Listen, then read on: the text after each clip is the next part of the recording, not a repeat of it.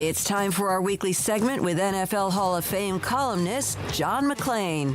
Brought to you by Pioneer Steel and Pipe, where customer service is their main focus. And best in metal, steel, and pipe for large or small projects. With 2 locations in Waco and Bryan. Family owned and operated since 1943. Before we get to John, this is Greg Rubel. He's the broadcast voice for BYU. This is a stat he put up about quarterback Jaren Hall. He is 11-3, including 7-1 against Power 5 teams, 3-0 against ranked teams. Hall's team win rate, 78.6%, 7th best among Brigham Young quarterbacks with at least 10 starts, and they've had some pretty incredible quarterbacks.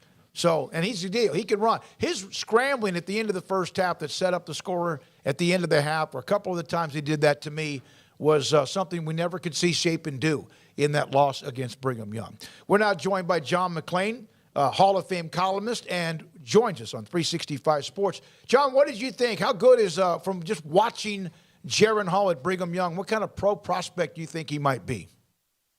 Well, first of all, I'd like to point out I work for GallerySports.com, and I have columns on that website every day. I appreciate people checking it out. I thought he looked good, especially considering he didn't have 2 of his receivers. I'll say this about Brigham Young, that team. I've never been there. It looked like an incredible atmosphere. I noticed John Warner tweeted a picture when he got there really early. And BYU has a lot of speed. You know, the way they closed on the ball. And they gave Baylor everything they could handle physically. I think they're good. I don't know how they stand in the future. I have not heard his name mentioned anything about the NFL. Is he eligible for the next draft? I believe so, yes. Well, so far, nobody's saying anything about him. But if he keeps playing like that, especially getting his top receivers back, and if the kid who played so well at receiver keeps it up, people are going to know who he is, and they're going to know who the Cougars are. And it seemed like it was very physical.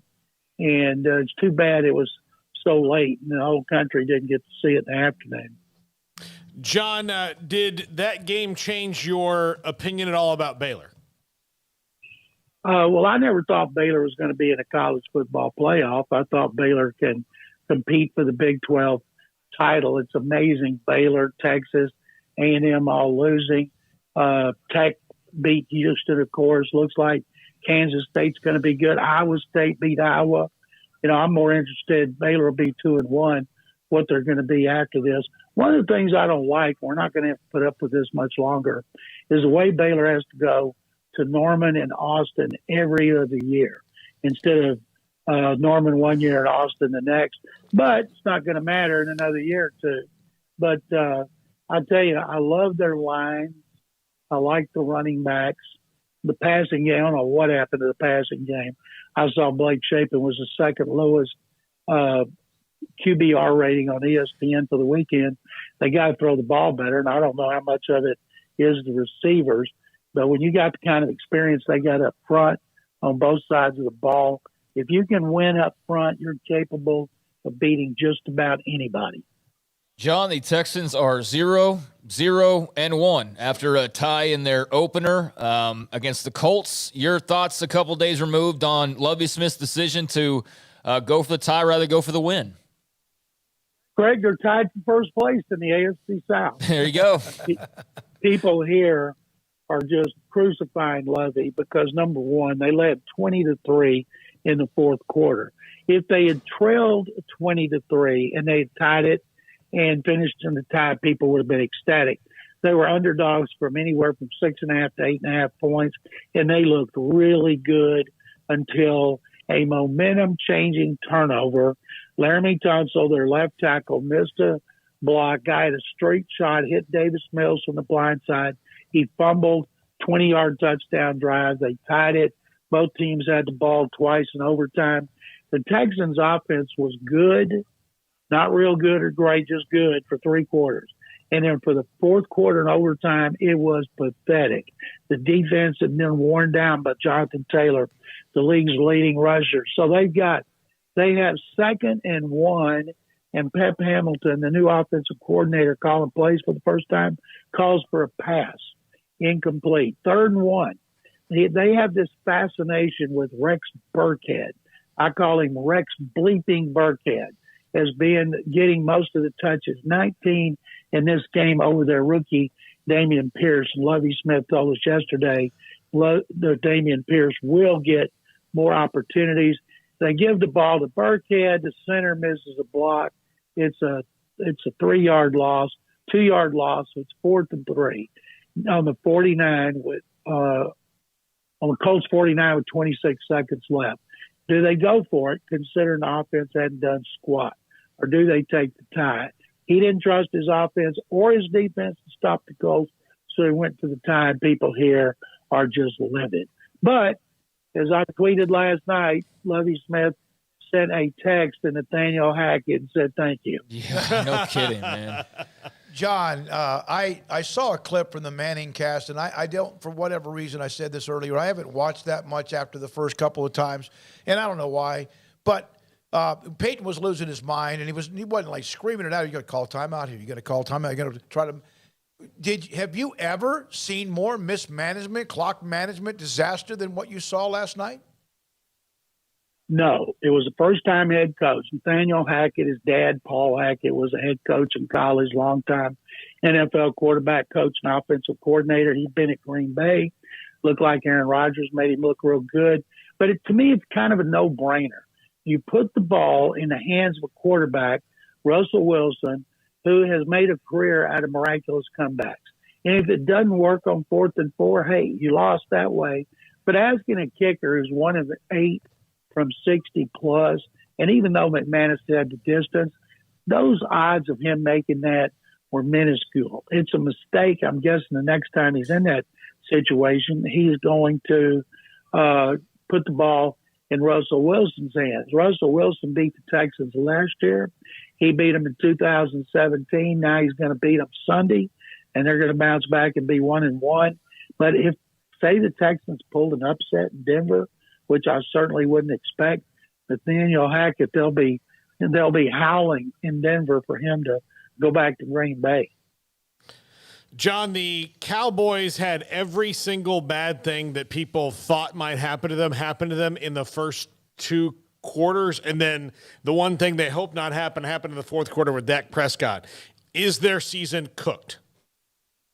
First of all, they weren't playing worth the darn when he was healthy. Yeah. You know, Tampa Bay goes in there with 3 new starting interior linemen. The left tackle goes out, so 4 new linemen. A quarterback who's supposed to be distracted because of marital issues, if you believe TMZ, and they go in there and they just kick their butt methodically. And I saw Jerry Jones. It seems to me Jerry's saying he's not going on IR. He's trying to pump up his team, his players, his fan base, his media. Everybody has visions of doom. And he can say, well, he's only going to miss 4 games, so he's going to have 12 left. Plenty of time to win this division. And they're in last place right now. And with Cooper Rush, they like him. Obviously, he's been around there. But I don't think he's Tony Romo, is he? Set for 3 years and come out and all of a sudden be a playoff quarterback. It'd be a great story. Hey, Geno Smith's a great story. Maybe Rush will be too, but it could be optimistic. I listened to Brett Favre today on NFL radio. He had that injury, and he talked about getting something snipped and putting a splint on it and getting shot and playing with the pain. And that when it was the biggest problem, wasn't the pain. The biggest problem is when he played in humidity and he couldn't grip the ball because his hand stayed wet and he couldn't use that thumb to grip it like he usually does. But, you know, he was almost inhuman the way he never came out because of an injury. And I feel terrible for Prescott. Everybody does. What he's gone through, great guy, team leader, and I hope he comes back sooner rather than later. What did you write this week for your new column and also articles that you are writing for Gallery? Well, it's gallerysports.com, free, no paywall. And I write 4 times a week. I've got columns. My columns are going to be Wednesday morning. Everything I write's posted in the morning on Damian Pierce and enough of this the fascination with Rex bleeping Burkhead. Get Damian Pierce in the lineup. And then I'm going to write one about Davis Mills that can't just play well for 3 quarters. And I've got one up now and on our radio station website, no paywall. I've got a report card. I've got observations on the Texans. So I do 4 things a week for both websites than I do for a radio station, 3 podcasts on the Texans and the NFL, and our only winning team, the Houston Astros, who keep rumbling along. And by the way, great Astros story. It's on right now. Hunter Brown, their top pitcher, had 6 shutout innings in his debut as pitching against the Lions. And he grew up in Detroit, went to college in Detroit, and used to walk his dog around the stadium dreaming about the time he might be able to play there. He got to be the only guy they want to play for the Tigers. Now he's not playing for the Tigers, but he's pitching against them. Yeah. John, also, I noticed that Taylor McCarg is writing for GallerySports.com. We have Taylor on every Friday. Taylor does a great job. We've got everybody. We got people covering every sport in Texas and every sport here in Louisiana. Mattress Mac, who created the website, he wants it to focus on Texas and he wants to focus on Louisiana. And I'm the only full-time columnist, but we have others like Richard Justice, John Lopez. We got colleges covered. Taylor, who I don't know, but I just started reading and listening to, does a tremendous job. John, I do have to ask you your opinion on Texas A&M and losing to App State. You know, something I just saw on Outkick.com was off their YouTube channel when the Yale leaders get the fans all worked up into a frenzy night before the game. They were just insulting App State so much. It's just humiliating. And I guess A&M tried to keep people from seeing it or tweeting it. And then, of course, they get their butt kicked.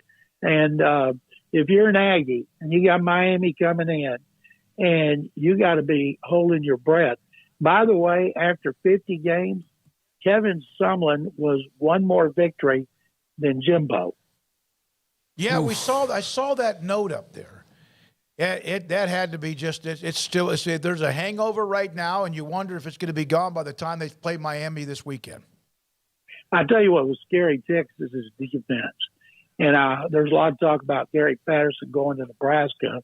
I'd love to see him get out of the state, get out of the conference, go somewhere else so Baylor doesn't have to go against any team he's associated with. And I don't know if that's going to happen, but his influence on that Longhorn defense was scary. I saw a tweet he put up after the game saying, "Hey, everyone, thanks for keeping up with me." It wasn't a look at me, but he was saying, hey, give all the credit to Sark. But there's no doubt we saw that influence because we've seen it for a long, long time. The man knows defense. Wasn't that weird? Yeah. That was weird. I've never seen an assistant coach do that. And obviously, Sarkisian didn't have jack to do with squat when it came to the defense. They got co-coordinators, and then they got Patterson, and most people want to give Patterson the credit. And why not? He's a great defensive coach, and I wish he would go to Lincoln tomorrow, just before Baylor plays the Longhorns. Do you know that he was actually involved in that coaching search, I think, after they lost Solich, after they let Solich go, that one of those coaching searches, they had him, they thought, and for some reason it didn't work out. And in the end, it was great for TCU, and obviously Nebraska's flailing and has been now for 20 years. John, thank you very much. Thank you, guys. Sick 'em. GallerySports.com, Hall of Fame columnist John McClain with us Tuesdays at around 5:30 on many things, not just the NFL, but many things sports.